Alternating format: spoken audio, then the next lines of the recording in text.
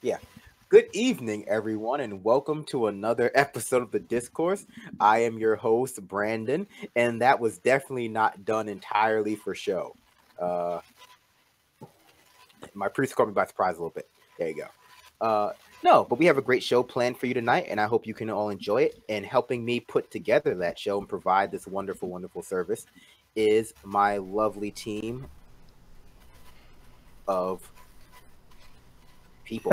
It's like riffraff. Something like that. And starting us off is my producer. As always, Richard. Say hello, Richard. Hey everyone, thanks for joining us. Thanks for liking, subscribing, sharing the videos. Appreciate that. And notice a lot of people have been joining the SoundCloud. If you haven't checked that out, there's tons of content that you're missing, and so you want to get over there and make sure to subscribe so whenever a new piece is uploaded that you get a notification. But I'll be back here moving the switches and pulling levers. There are neither any levers nor any switches, but that's okay. You keep lying to them; they don't know these. Oh, you know what there is though? There is though, and I'm gonna share this with folks. I did get a new mouse pad. I'm pretty happy with it. It's been making me a lot happier. Yeah, so that's my new mouse pad. Oh, the other one was in really rough shape, so I desperately needed that. So that should make it a little bit easier for me to make the clicks. Keep pulling levers because we're not live up on Ben's channel yet. So keep going. God for it. Damn it! It's like you're missing the two levers. I clicked it. Just like last week. YouTube. It's fine. It's fine. YouTube is next. Next is Adair. Say hello, Adair. Are we gonna have to roll through this again? I don't know why I'm here. And rounding off this square, as always. Well, actually, John almost left and skipped out on this episode to go catch Pokemon. On blast. Seriously, what I've never seen before. Because and I quote, there was a Misdreavus down the block. I've never seen this one before.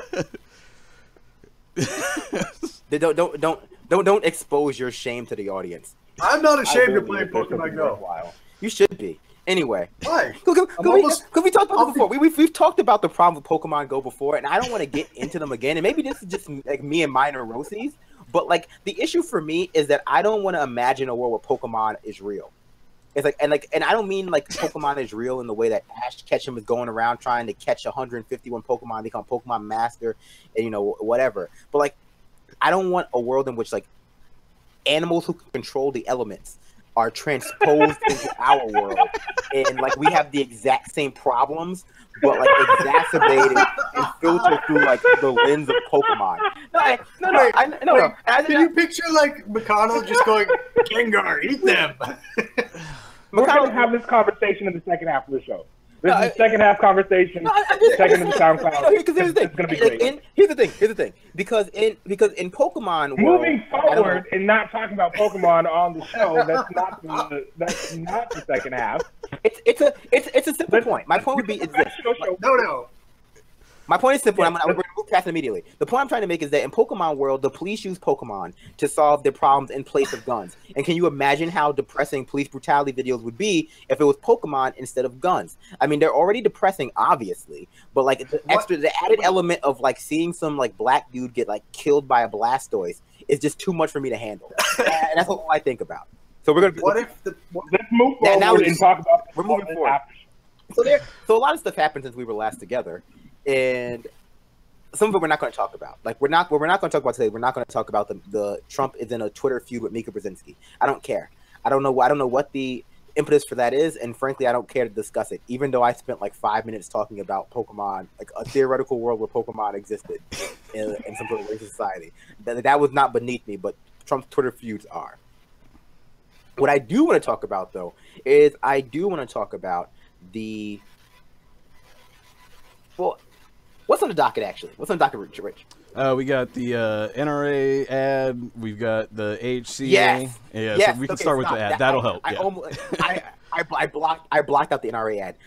So today, the NRA released an ad that could best be described as disquieting or generously a thinly veiled call for political and racial violence.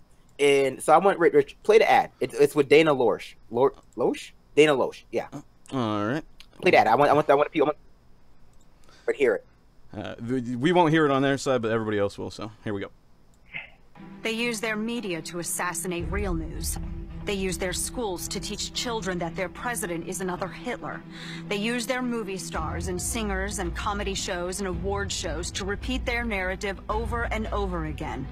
And then they use their ex-president to endorse the resistance, all to make them march, make them protest, make them scream racism and sexism and xenophobia and homophobia, to smash windows, burn cars, shut down interstates and airports, bully and terrorize the law-abiding, until the only option left is for the police to do their jobs and stop the madness. And when that happens, they'll use it as an excuse for their outrage. The only way we stop this, the only way we save our country and our freedom, is to fight this violence of lies with the clenched fist of truth. I'm the National Rifle Association of America, and I'm freedom's safest place. Freedom is safe with the NRA. Fucking spectacular, right? So, like, I want to get some first impressions on this ad, because we've all seen it here probably multiple times. And once it, dawned on me that this was not hidden it's not even SNL skit, right? Like the Mad TV circa like 2003 sketch that like had never been seen before on TV. Like immediately I thought to myself, well, this ad refers to alternative United States of America where leftist extremism is on the rise or in some way ubiquitous. And the only way to stop it is to engage in rampant vigilantism to apparently stop roving gangs of Marxists, but violent Marxists, a lot of warriors or something. But yeah, so I want to get some first thoughts. Richard, what washed across your mind when you first saw that ad?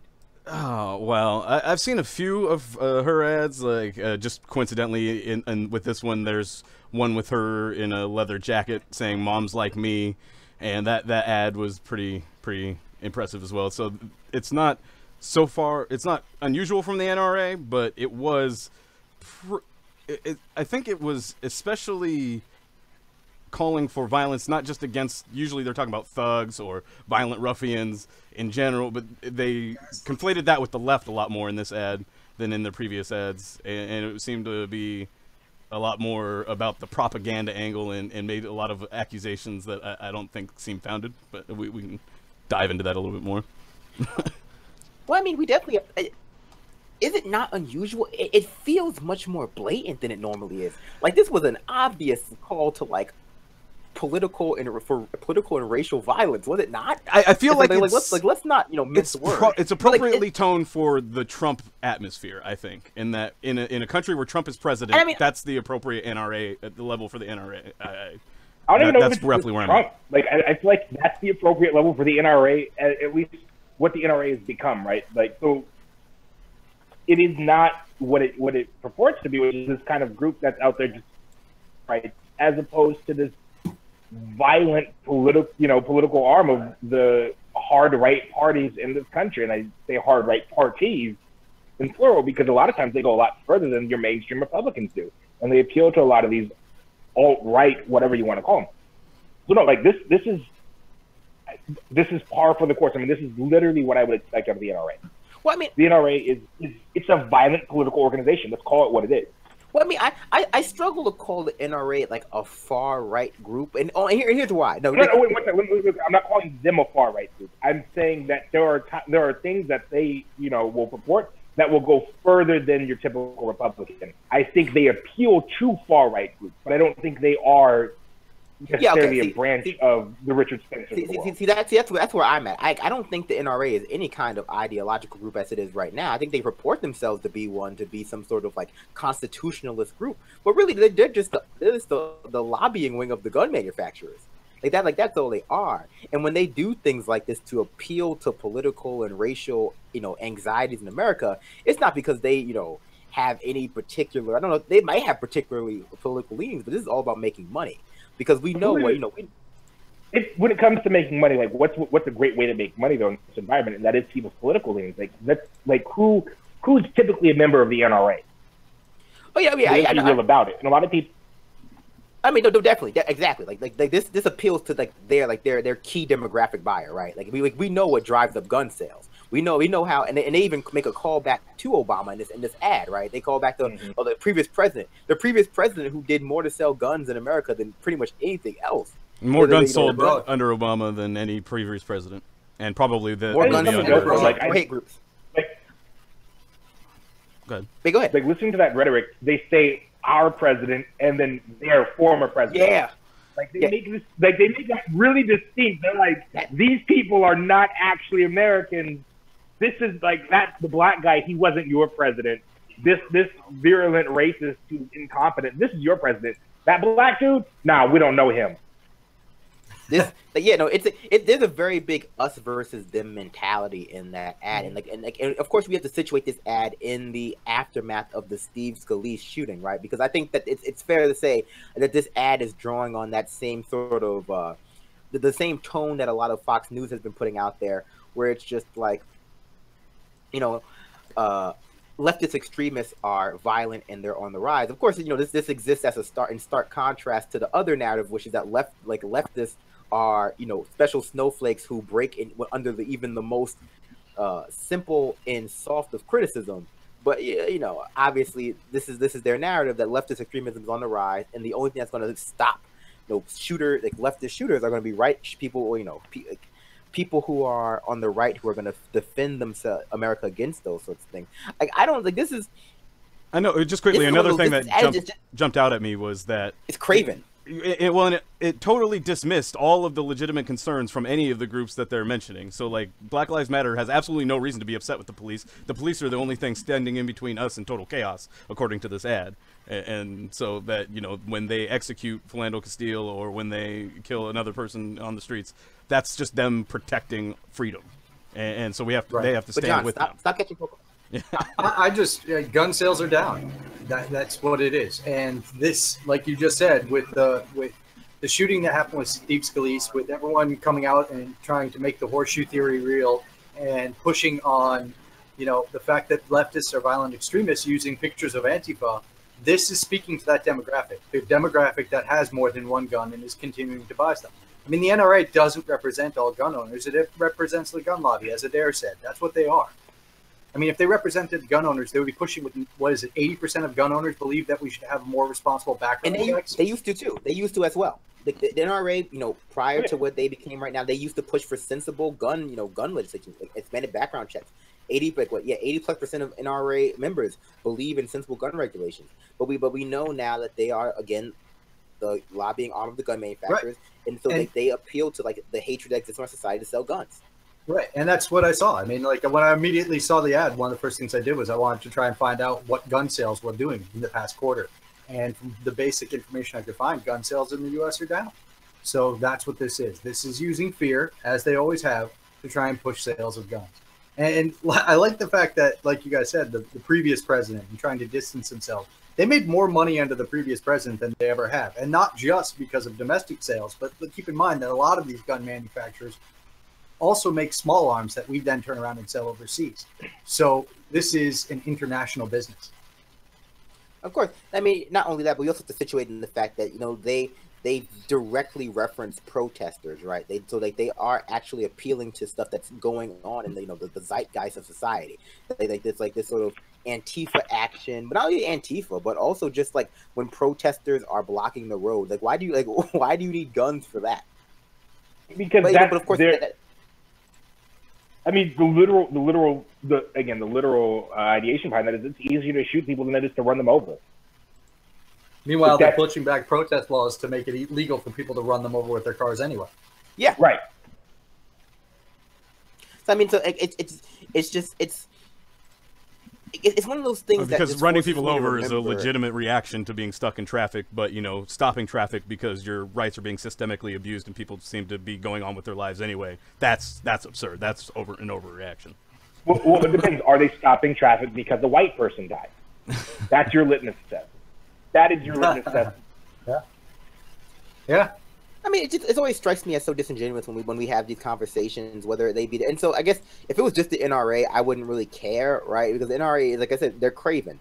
They're craven, and all they're trying to do is sell guns, and that's why they do that by preying on racial and political animosity, playing on these age-old tropes. Like, that's why Dana Loesch is in this. Let's be honest, like, that's why Dana Loesch is the person who's pushing this, right? You couldn't have a random white man get out there and shill for the NRA and gun lobby the way Dana Loesch does, because as Richard mentioned at the beginning of the episode, she's done these ads that draw on white femininity, white sexuality, the fragile white woman, to push for gun sales, because out of the fear of this other minority criminal who's going to break in, and we have to protect women from criminals, and that's why we have to have guns. The conversation never seems to go to a point where it's like, yeah, but the fact of the matter is, statistically, that's not going to protect them. They're more likely to have it used against them. So perhaps we should actually deal with the structural causes for crime and other things, and not just kind of turn a society into a lawless, gun-wielding wasteland. But again, just going back to what I was saying, that we still have to kowtow to this idea that there is actually leftist extremist violence problem in America, right? That this actually exists. Whenever people report on this, it seems to be entirely anecdotal and entirely based on anomalous events like the Steve Scalise shooter, if we can even call it an ideologically based shooting. That's more, as with more often an issue of, mental illness or whatever, or the fact that there seems to be the willingness amongst some on the left to, espouse the desire to punch proto-fascists. That's what this entire conversation is about. We're weighing the NRA actively calling for rampant vigilantism from the right, from gun owners against leftists, versus a few people online who are yeah, I would punch a fucking Nazi in the face. This is what it's equal in people's eyes, right? This is the horseshoe. Well, it is equal in people's eyes, but let's kind of dig into that a little bit. The reason why people feel that it's equal is because they can see themselves as the people being punched. And that was one of the reasons why that whole fascist movement did put out those things. They're like, hey, no, we can't just go out dressed in denim, Doc Martens, and be skinheads. People aren't going to take us seriously. That's why you saw the evolution of the Richard Spencers of the world. That's why you saw them start trying to dress more trendy. That's why you saw that, a lot of these proto-fascists look like people out of GQ. And when you do that, when they did that, America could see themselves as that person. Not necessarily that all of them have the same beliefs, but suddenly that becomes a real person. That becomes someone that could have been your neighbor. And so then that violence, any sort of proposed violence against them, you feel is proposed violence against yourself. And so it just becomes this kind of tribalist identity crisis. Like, well, I don't agree with what he's saying, but he doesn't look like somebody that I've been told is violent. Therefore, any violence against him is violence against me, and I'm just a regular person. So, by that logic, they must hate all white people and must want to attack us all. So that's kind of where that ideology is coming from. It's wrong, but that's why they're able to equate the two. No, go ahead, John. Sorry. No, I didn't have anything to add. I thought that was well put. Oh no, I mean, I definitely agree. And I would also all I would add is this: I think that the dichotomy that we draw in American politics, is a false one, or rather, it obfuscates some of the other dynamics that exist. Right, the left versus the right is what people want to keep playing towards. The far left is exactly the same as the far right. Trump is exactly the same as Corbyn or Bernie Sanders or Le Pen or whatever. When really it seems like the more fruitful discussion, the way things are starting to pair out, and they have been pairing out for a long time, is that there is that dichotomy that's at play in America, American politics, and it's this. It's there are people who are generally in favor and satisfied with the status quo, and those who are not. And those who are in favor of the status quo, that's the center. It's that's what's being defined as this centrist pragmatic position. That's how they define themselves, as the people who are generally in favor of the status quo and largely elite, versus those who are not. And I think that's why it becomes very easy to conflate the left to the right, because all they're seeing is these are both people who don't like the realities of society. They both have deep criticism of society and want to see the establishment upended, and that establishment is me, as opposed to seeing it keep going on to perpetuity. That could just be me. No, I I think that's definitely part of it, because it comes back to, it becomes this kind of, you know, identity politics. It becomes this, I see myself as the victim here, as opposed to the state being the victim, as opposed to people of color being the victim, as opposed to women being the victim, LGBT people being the victim. It becomes this, again, because we live in such an individualistic society where we value our individual selves as opposed to the collective whole. They say, well, oh my gosh, get rid of me. And then that fear is like, they propagate that fear. The NRA helps propagate that fear. The Republican Party helps propagate that fear. The alt-right and other neo-Nazis literally live off their fear. That movement would have died out a long time ago without that kind of fear there to sustain it. Of this fear, the more that they see these things, the more and more you're going to start radicalizing the quote-unquote, well, rather the American center as opposed to the quote-unquote center, because they're able to wrap their own identity both politically and socially, as well as just who they see in the mirror, along with those groups that they perceive as being actually attacked, whereas they don't feel that Black folks or LGBTQ folks or trans people or women are actually being attacked. I mean, that was one of the weirdest parts of that entire ad, right? That like they essentially say the reason you need guns is that people are calling you bad names. They're calling you racist. They're calling you misogynist. They're injecting social justice and politics into all of your favorite video games. Why can't they just let you live in peace? And it's like there seems to be a contingent of people out there who think that racism and sexism, misogyny, and transphobia only exists once you call it those things. Right. They don't, like, you can be all of those things. You can engage in actions that can be that will easily fall in those categories. But it's not until someone says, hey, you know, that's kind of racist. That's when racism manifests itself. That's when it takes form. Well, I think for there's a good section of society for them that is for their reality that basically is how it works, and that they've been able to exist and enjoy the privileges provided by all of those that result out of all of those isms and misogyny and so on and so forth. And as a result, they do feel personally attacked, because we are actually talking about attacking the stabilizing force in their reality. White mediocrity has a long legacy in this country, and a lot of people are where they are and have succeeded or at the places where they are because of the structures like white supremacy, misogyny, so on and so forth, that already exist in this country. And so if you undermine those, you take those away, you are actually attacking their place in society and their stability. And so it's not necessarily an unreasonable reaction, although not necessarily righteous. I mean, definitely. I mean, you know, when we talk about violence towards, you know, leftist violence towards the mainstream, there always seems to be, you know, pointing to the language that leftists are using. It's something I know when we talk about the AHCA, and I guess this is a good time to pivot towards that discussion as well. You know, people consider it to be violent or uncivil or, I don't know, untoward or whatever, to point out that the AHCA, by nature of its provisions, we know from the CBO report that it's essentially going to kill tens of thousands of people every year, lead to the deaths of tens of thousands of people every year, and that it's it's eugenics. The AHCA is eugenics. I mean, to be fair, ACA is eugenics as well, right? But like any sort of political system that is based on capitalism is going to have some eugenicist leanings towards it. But the AHCA is a brutal bill, but simply pointing that out seems to be like persona non grata. Like that very simple statement, oh, like this bill is going to kill a bunch of people.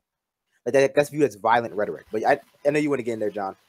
Well, it's just like you mentioned. I mean, the ACA was no different. And what I see, being the leftist that I am and being the angry leftist, and feeling like the Democratic Party is the one that's standing in my way of any real change politically, because of the fact that it's first the Democrats, because we have to get them on board with single payer, then we can work towards the Republican Party.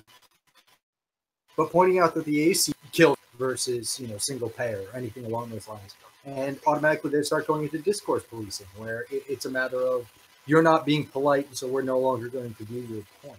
And it's awful. And it's the worst part of politics that I can think of in America.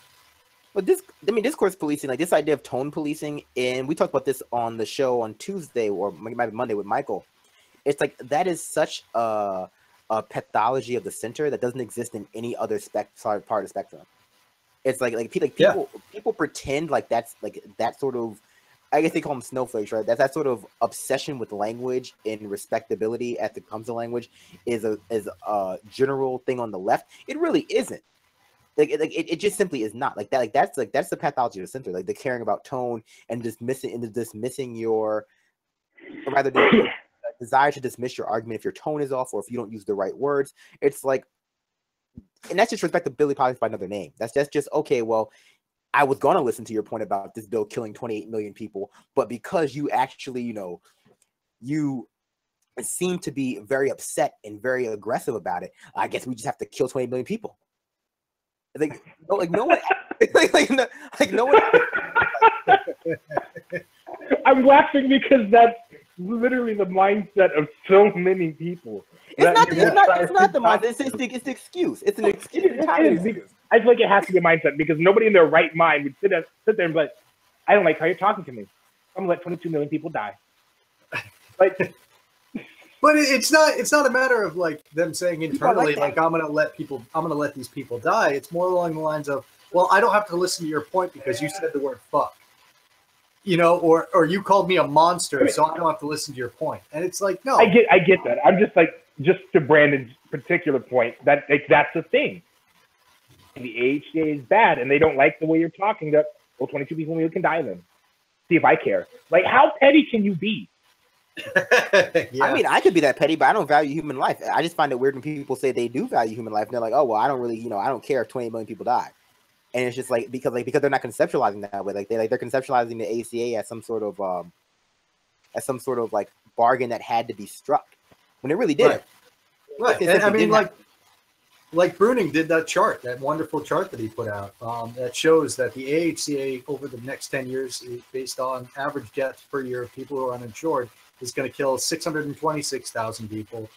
Meanwhile, the ACA itself is going to kill 400 and something thousand people. And it's like, okay, great. Which one's a morally superior argument? I guess you can make the kind of equivalence, argument that the ACA is morally superior, but it ain't by much. And anyone who's taking that high ground and using that language of stepping stone is saying basically, I'm okay with 400 and something thousand people dying. Oh yeah, because a lot of people are. Like a lot of, yeah. I want to point out something in the actual AHCA real quick that I just was reading about. That provision where if you don't have, I think it was if you don't have healthcare for 2 months or something like that, you can't reapply for healthcare for another half a year, even if you're desperately ill and absolutely need health insurance. I'm like, Jesus Christ. Like, not only are you going to uninsure more people, which we just need to move to single payer and be done with it, but then if somebody has a catastrophic life event so that way they can't afford health insurance, you're going to penalize them even further? Like, it's just about taking money away from certain people and giving it to other people. It has nothing to do with healthcare other than taking away services.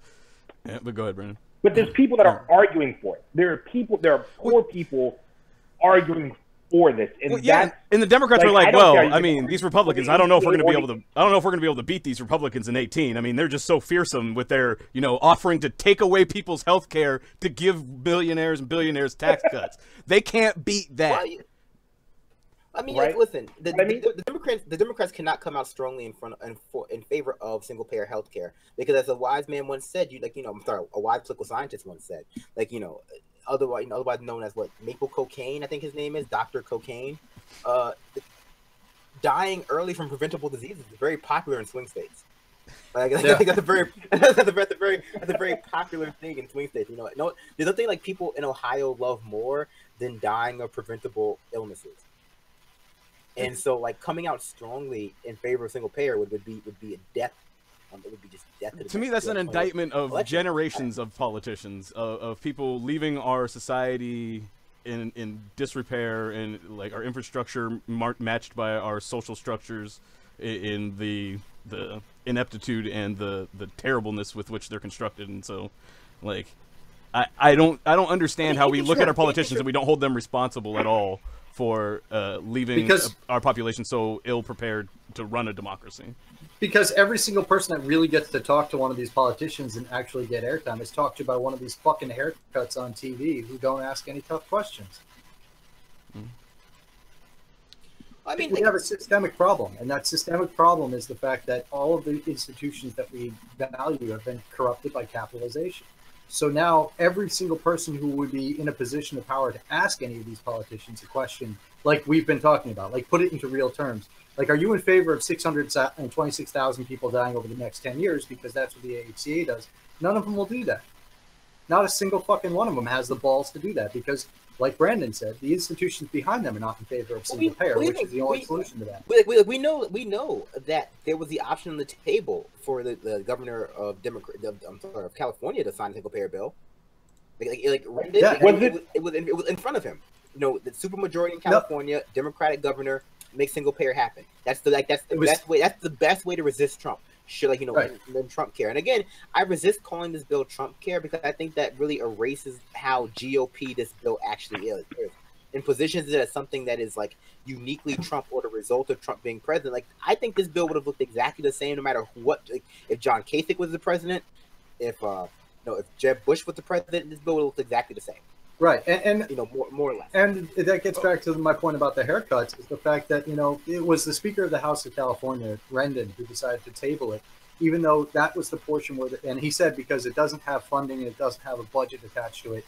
And like, that's the part where it goes to the House for. I mean, that's exactly what they were supposed to do in the House, is work that out. And rather than do that, he tabled it, like you said, to fight single payer, or to fight AHCA.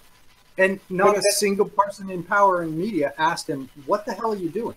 Like, the best answer is single payer, and no one did. And to Brandon's point, quickly, I was just going to say that, like, if you envision politicians' jobs as essentially selling corporations and billionaires' interests to the people, then what Trump is doing is he's just pressuring the politicians to do much more than they've ever thought or claimed that they were capable of. He's pushing them to push for legislation that's even more egregiously favoring the special interest that he's leaning towards, mainly himself, but then a couple billionaire friends and millionaire friends. He's just pushing it all even further than they would normally be able to take it, in the sense that they would make the argument, oh, we can't sell this, and that's what they're doing now with the healthcare plan that is actually more or less their creation anyway. But Trump's like, well, no, you got to actually come up with something. Well, the thing is, being able to like sell it, right? I think that's a subsection of this idea of electability. Right, and we see this every time we talk about anything that's good, anything that's good in the world. And like, the conversation has shifted away from, okay, well, is this objectively good? Is healthcare a human right? Will it save people? I'm sorry, is healthcare a human right? Is single payer the objectively right way to go, as has been shown by a bunch of different, you know, both like by case studies around the world and by being supported by doctors' organizations, et cetera, et cetera. Like, is it the right way to go? You know, is Bernie Sanders the politician I agree with? Is Jeremy Corbyn the politician I agree with? And the conversation has shifted to, you know, to be, well, do I think it will pass? It's like, is everyone, like, what are the chances of everyone else being in favor of this? And like, that's a very what's what I'm looking for? It's a very not dangerous way to think when it comes to politics, but shallow. Like, it turns politics. You know, there's a good article by David Graeber about this New Statesman. It turns politics into like a beauty pageant, of like or you know, popularity contest, where like the goal of politics, you know, people who are voting and people who are politicians, is not to stand for anything, but it's to guess where people want them to stand.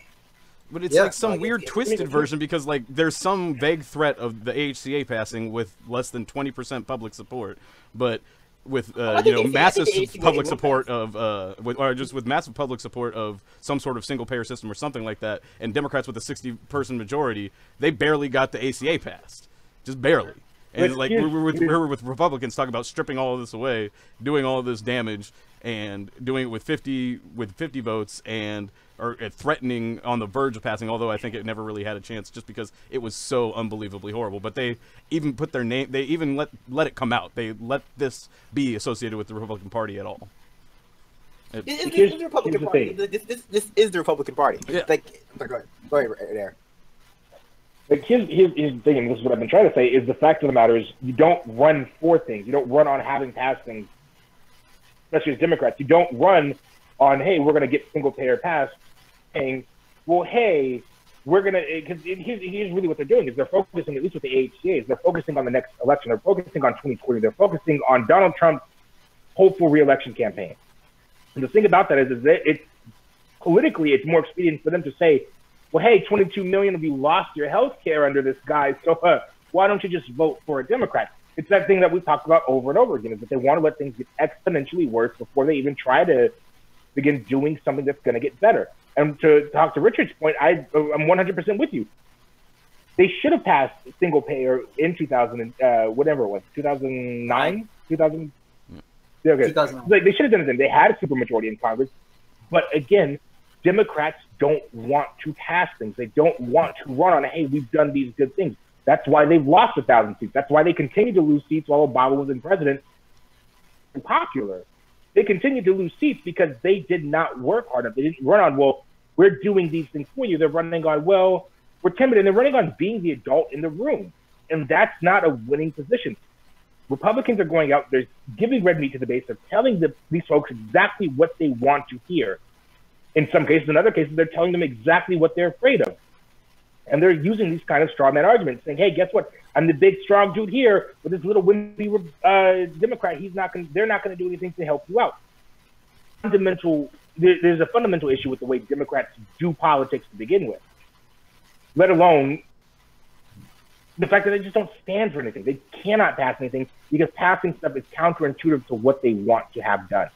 Well, and they can't win. They need to just get out of the way, but I think you make the excellent point that they don't want to get out of the way because impeding the type of progress that they say they want is exactly what they're there for. But go ahead, John. Yeah, that's because that's how they make money. Every single one of these people is backed by an army of little dudes who are making money off of running these campaigns.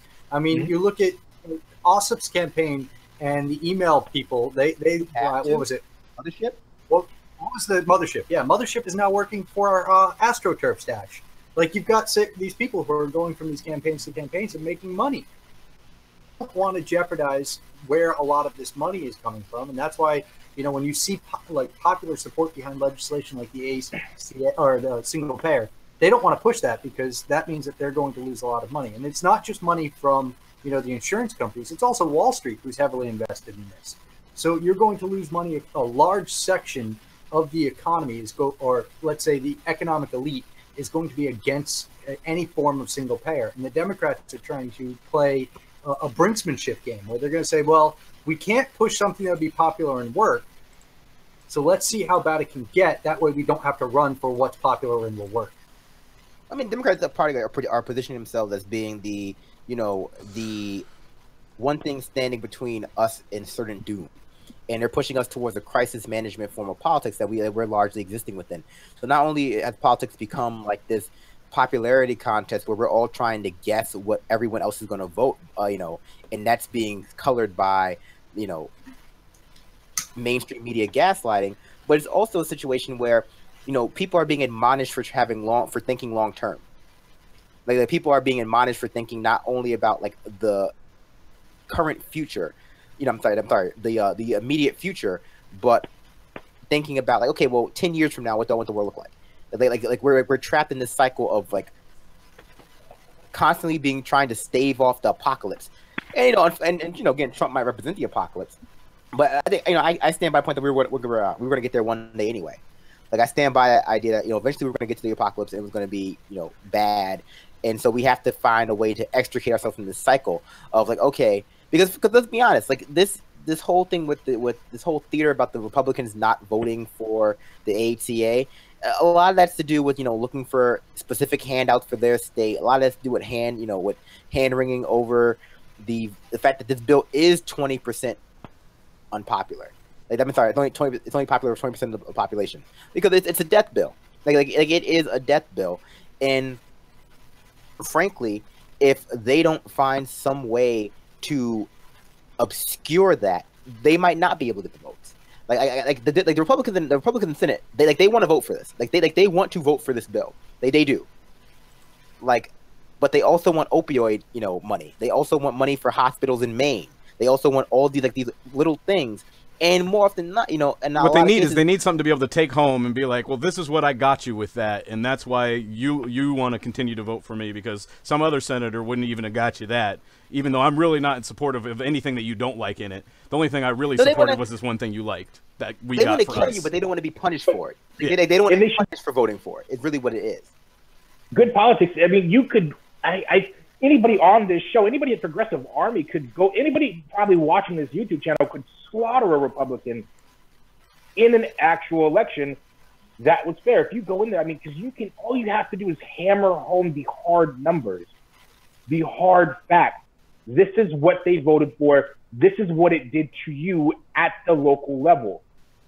This is what I'm going to do. This is what it will do to reverse those effects. I mean, Jesus, Kansas. There's nobody outside of political spheres like actually pay attention to what happened in Kansas, what happened in that Republican utopia. How far to shit literally everything went. Hell, everyone's so focused on Russia. Look at the Russian economy. That was set up by Larry Summers and the IMF. Like the Harvard boys got a hold of that, turned it into a fucking libertarian dream paradise world. And look at it; it's the highest percentage of inequality in the world. Performing poorly in general compared to Europe.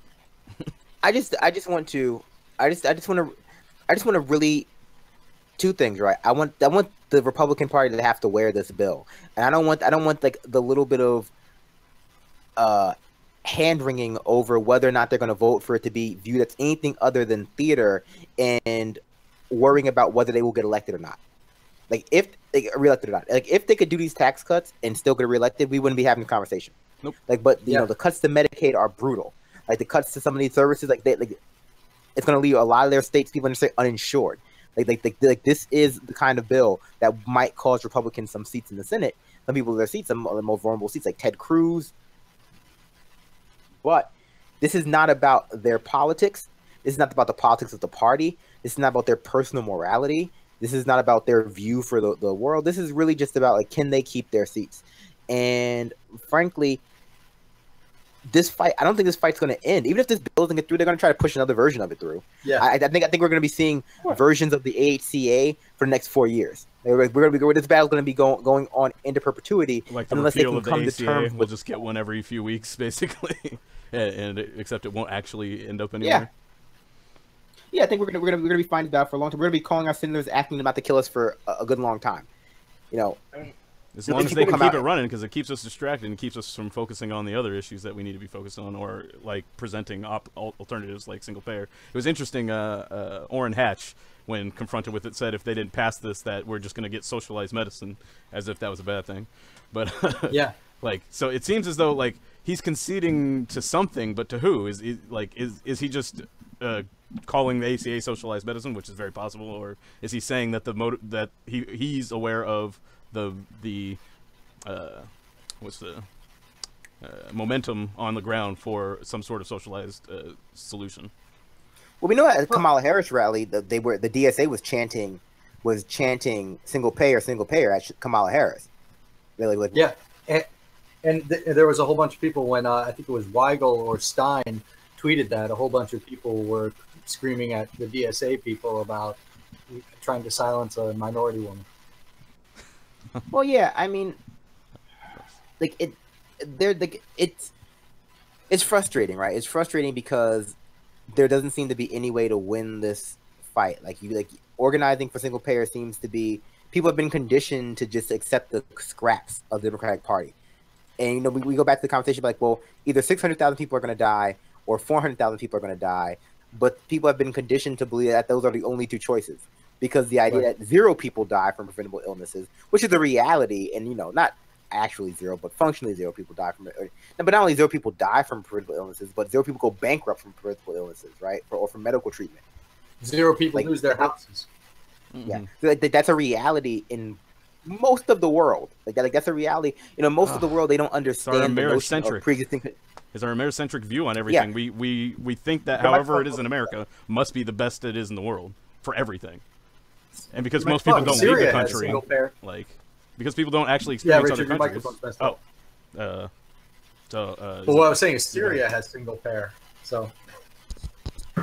Yeah, I mean, I think every other, I know every other industrialized country has it. I think a lot of other countries do. But just real quick, how many countries that have gone to single payer have decided, oh shit, this doesn't work, and went back? None of them that I know of. 0. Exactly. None. Exactly. because that's here's the kind thing. Hold up. One point to that, Brandon. Even the fucking Tories argued that the NHS is a good thing.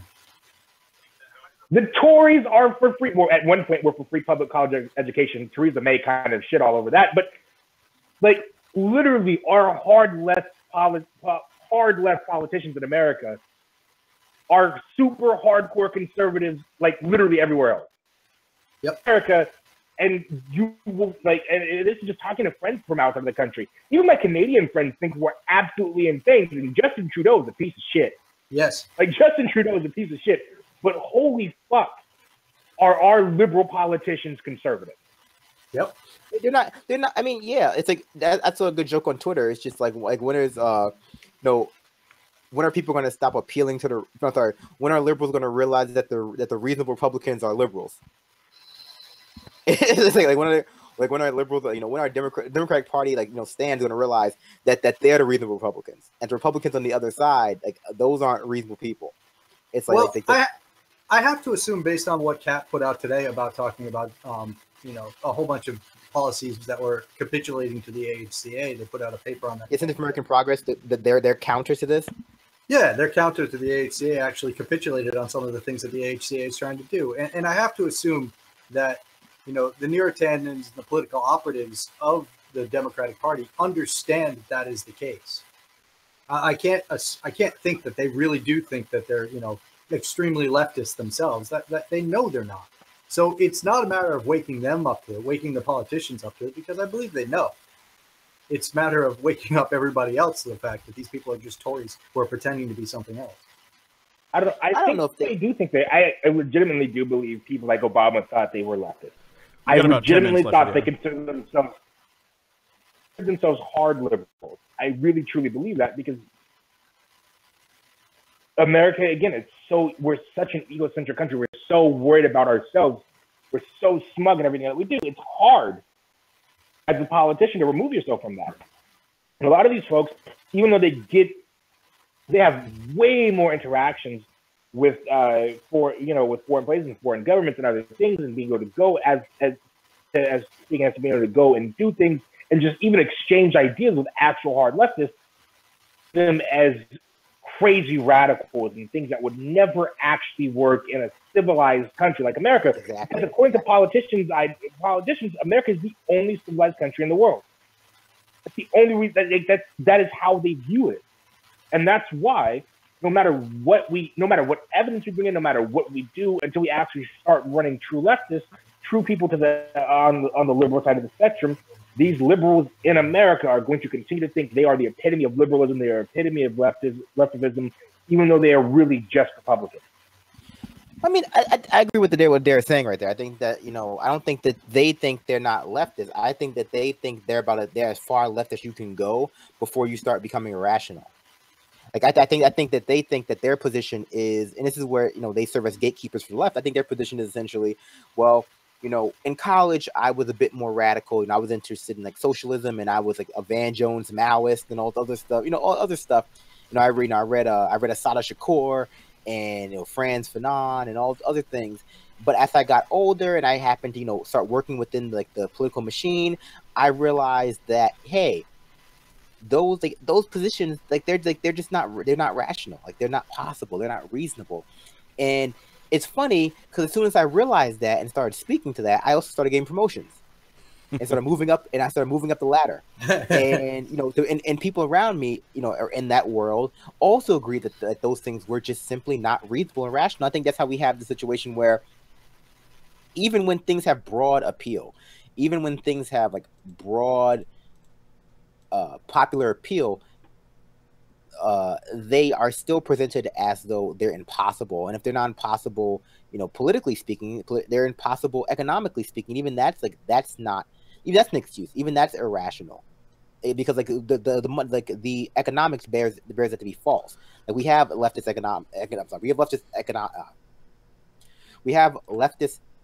economists who come out and say like, you can afford this. This is about priorities. This is about here's how you do it. Right. The capital gains tax. Here's how you do it. And they, and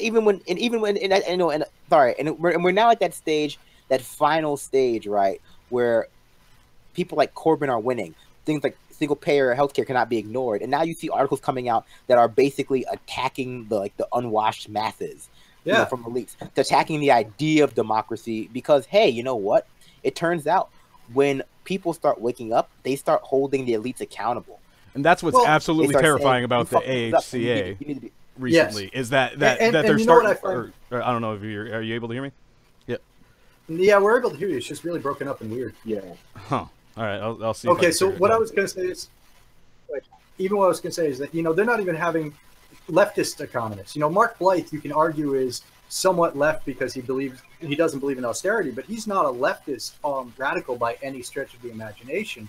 And Mark Blythe went before Congress and was constantly saying, and you can watch that video, and was saying, look, you don't have a problem if you just tax people according to how you need to tax them. This is corporations, rich people, and everything else. And austerity doesn't work. And this was in, I think, 2010 he did this, and he was uniformly dismissed by Democrats and conservatives alike for being, radical. And he's not a radical economist.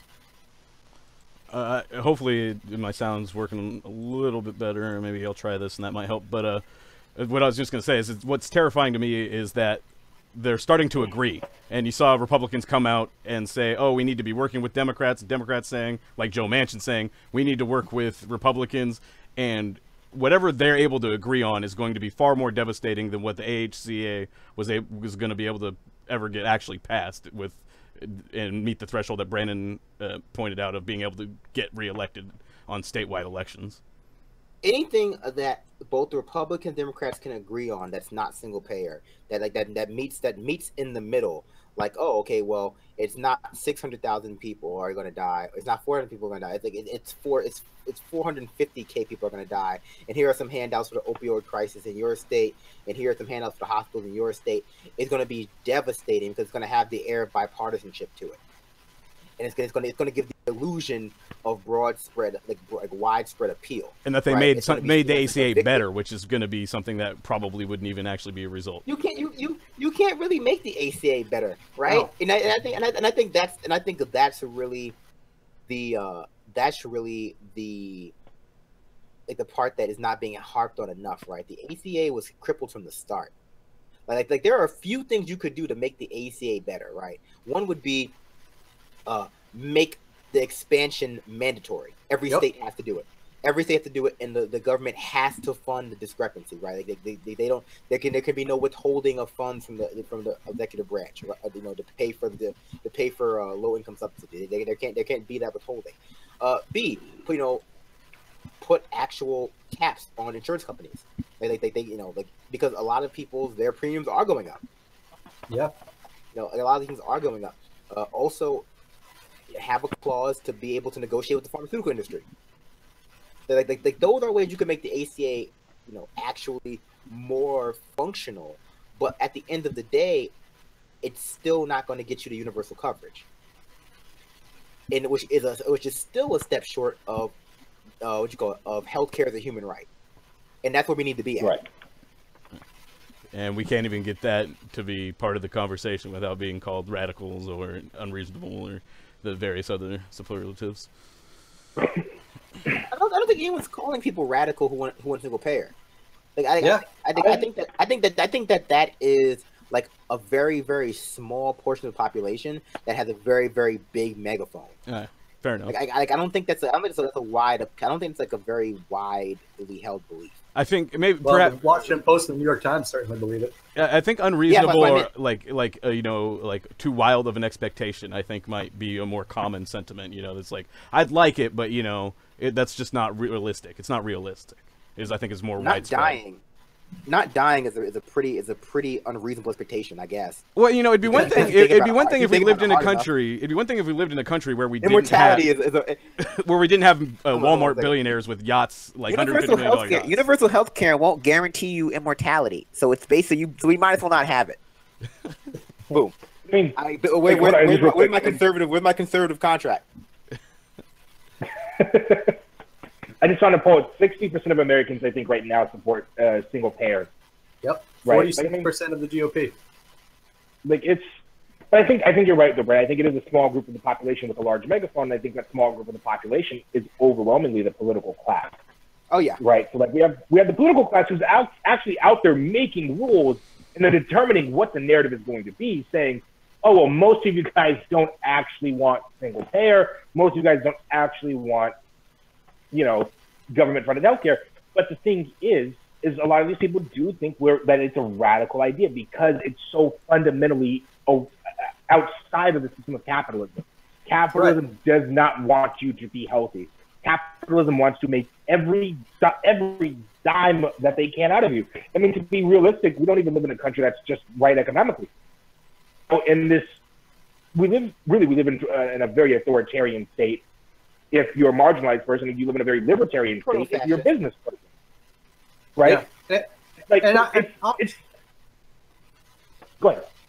All I was going to say is, honestly, I mean, like, it's almost gotten to the point where I don't necessarily blame the politicians because the political class has become so fucking corrupt based upon the system. I blame the system itself. I hate the politicians, but I don't necessarily see that they're the blame fault. But the ones that I see as 100% to blame, and this is one of the reasons why, like, when Trump screams fake news, I don't shout him down, is because the fucking haircuts on TV have a job, and they don't do that job. I mean, how many politicians do you think would actually survive a real grilling from Chris Hayes about single payer?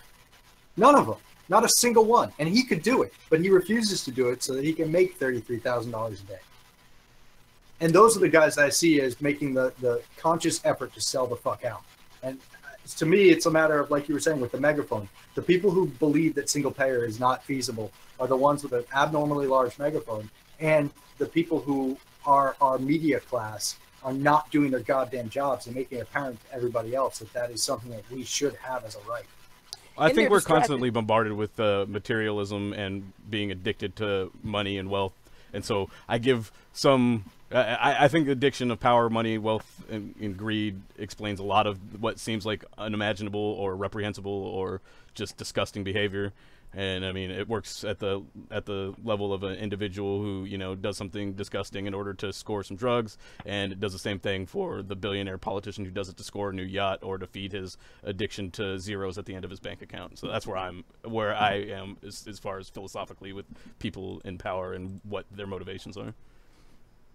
Frankly, you guys sound like enablers. I don't understand why you guys don't want 9-year-olds to understand the value of saving for their pediatric cancer.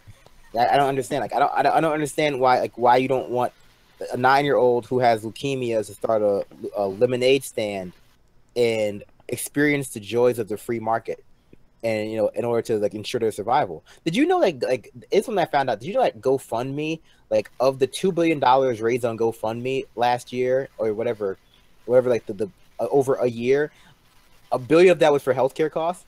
Yeah.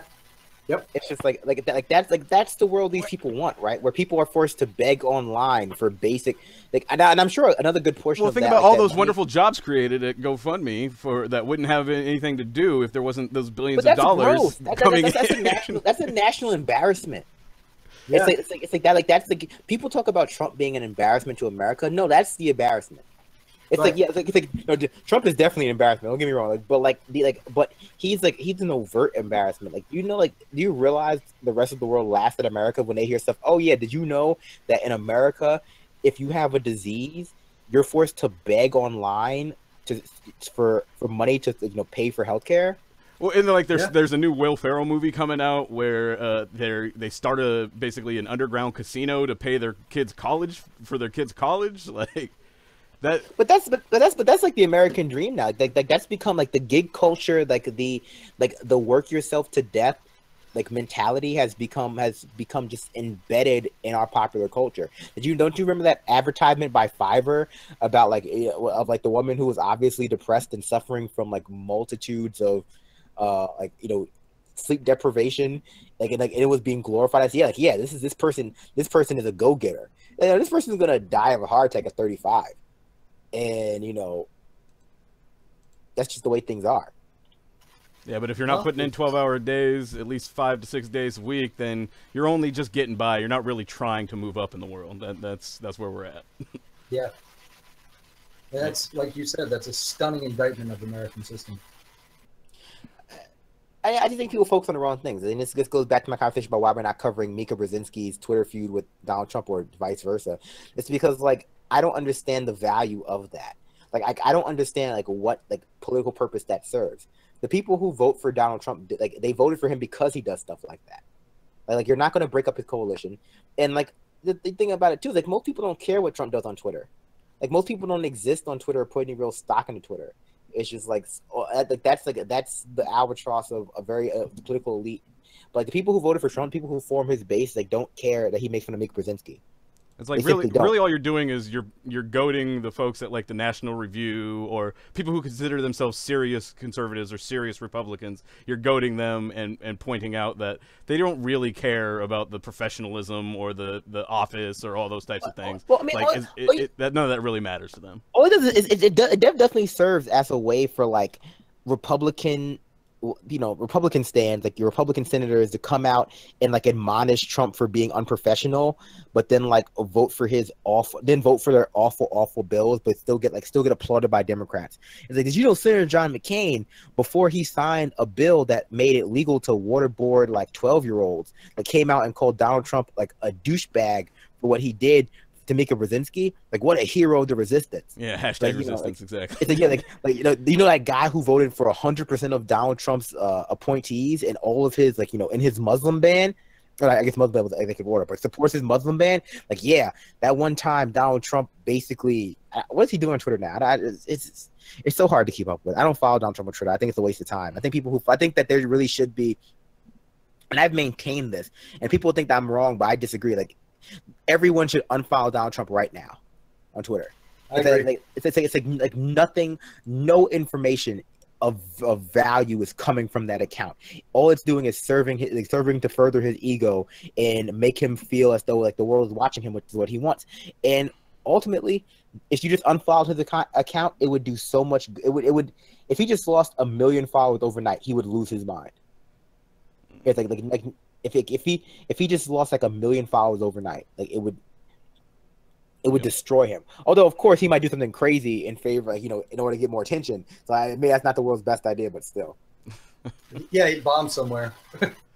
Yeah, that was what happened right after the CBO released that report that said that the AHCA, the AHCA is going to kill everybody, and they're going to kill like 1/12 of Americans over the course of 8 years, or by 2026, 26 million people would be uninsured. He basically claimed that there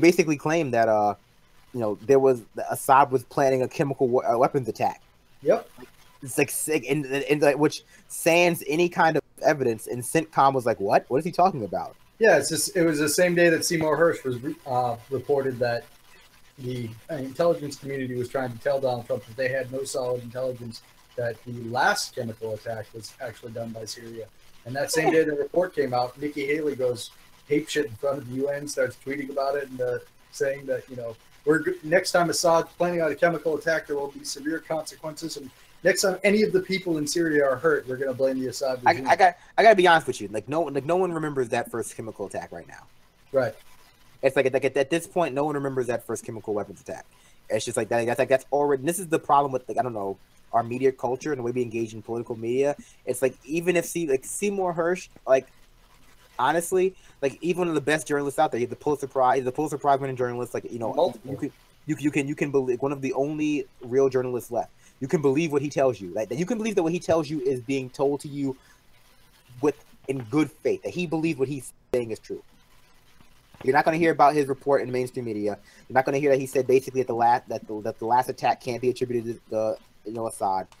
And even if they disproved it, no one would really care, right? Like, yeah, no one would care. Like, the people who would care were people who already didn't think, or who were already skeptical of the account to begin with, and who were waiting for actual evidence. But those people don't form the crux of the mainstream news goer, nor the mainstream media pundits themselves. Yeah, that was a political tool. Like the chemical weapons attack in Khan Shaykhand was a political maneuver. It was a means to justify, you know, upping the war in Syria. Regime change in Syria, which has been something that they've been going after for 7 years. And has No, longer than bipartisan that. support, as we saw with Hillary Clinton pushing for it while Trump was doing it. There are more action, more bombing, more restriction in the airspace. Go ahead, John. If you really want to talk about it, though, it's been going on since the 50s. Oh yeah.